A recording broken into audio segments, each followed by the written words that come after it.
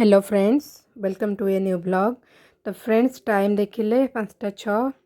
आउ पढ़ा स्टार्ट। आज मुझे टार्गेट नहीं तो आज जीएस रे मोर इकोनॉमी अच्छी तो सेटा मु बुक ही जोटा लुसेंटू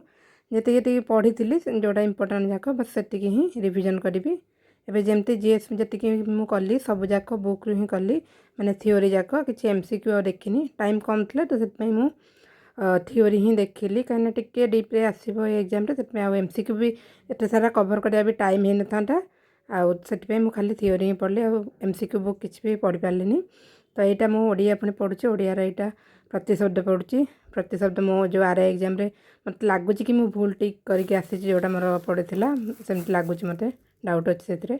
तो यहाँ पढ़ुची। तो फ्रेंड्स जोटा मुझे 4 दिन टार्गेट मुझे कौन कौन पढ़ी बोली तो आज तो लास्ट डे से काली जमती मुझे फ्राइडे मोर कम टे रही हेनी तो आज पर्यटन मो प्लान बनई आउ से प्लान अनुसार पढ़ी सब जिनस तो कभर मु कर पार्लिनी किंतु माने जमती प्लान बनई सब सब्जेक्ट टाक मुझे टच कर पार्ली से मुझे प्लान बनाए लास्ट टाइम कि कौन कौन बाकी रहा कौटा मत देखार अच्छी कहीं बहुत सारा एमती टपिक था जोटा को पुणी एग्जाम टाइम आउ थे रिविजन आमको करा पड़े आईटा गोटे प्लानिंग न कले आम भूली जाती एग्जाम बेले पढ़िया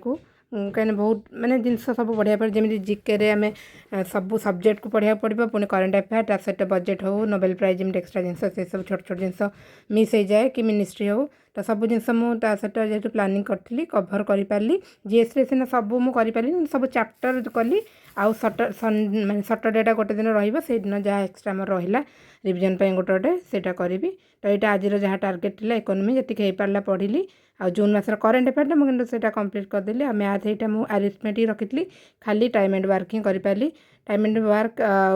जो टाइम स्पीड डिस्टेंस करी प्लान करी बाकी आउ हो पारानी जमी मुझे कहती कम व्यस्त बर्तमान मत रोचे इंग्लीश भी पढ़ी ओडिया भी पढ़ी तो सब सब्जेक्ट टच मु कली से मुझे प्लान बनई ना मोर रही जाता जी व्यस्त चलती मोर टाइम बर्तमान तो रही जाता बहुत गुड़ा सब्जेक्ट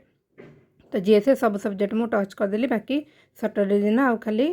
थरे थरे जब हो पारे पॉसिबल रिविजन करी ना मत खाली बजेटा काली देखार अच्छे से मुझे देखीदेवी जी काली टाइम है ना सटरडे दिन रहा बजेट। तो फ्रेंड्स टाइम देखिले 12टा बजे बसला कम मोर चलती किचन क्लीनिंग। तो फ्रेंड्स पुणी नेक्स्ट ब्लॉग देखा। Thank you, good night.